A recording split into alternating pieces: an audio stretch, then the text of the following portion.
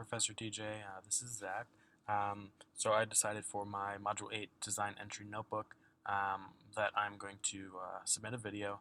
I can talk quite a bit, and I can't figure out how to submit a video on Brightspace, and since this is my last class, I will just upload it to YouTube. So thank you. Plus, I can talk a lot longer than 3 minutes, so hopefully this doesn't take too much of your time because I know you have a lot of things going on. So the prompt for this is about different design thinking tools we use for this course. I think the most helpful thing for me was probably the empathy map.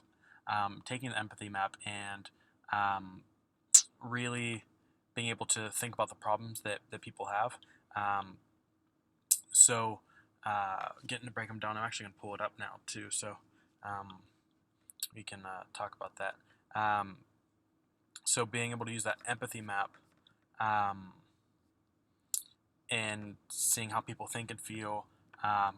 So it's what is my end user going through? What are they feeling? What are they thinking? And then kind of what I like to take it a little bit further, and that's what's influencing that. What is making them think and feel these things? Because just because someone is thinking or feeling something, that may not be the root cause of it. So that's when you would use the other things from the empathy map that I got pulled up here is hear, see, say, and do. So what are they seeing? What are they hearing? What are they saying? What are they doing? To break it down. So when I hear someone saying something repeatedly over and over and over and over again, I know that there's something behind that, and it's usually not what they're saying, whether they are aware of that or not. So finding out what that problem is. So the reason that I chose emotional well-being, and it started with children and young adults, and then it moved to just kind of the young adults. Now it's just about teens, emotional well-being in teens and young adults, because those are the ones that are going to use the platform that I've designed the most and be able to get the most impact from it. It's a little bit too advanced for children to use, so that's something that we can work on. That's its own wicked problem. Seeing the people that I work with, they're, for the most part, in the young adult range. So they're going to be between as young as 18 and with the exception of a few outliers, probably in their lower 30s. So with those people, I've been able to see just the different things they say and the different things they do. And when I'm really thinking about it, it's, why are they saying these things? Why are they doing these things? And when you boil it all back down, what is the root problem? You can see that it's relationships. You can see that they have broken relationships for one reason or another. Sometimes it's broken relationships because something they did, or it's a broken relationship because something somebody else did. They put trust in somebody, and that person violated their trust.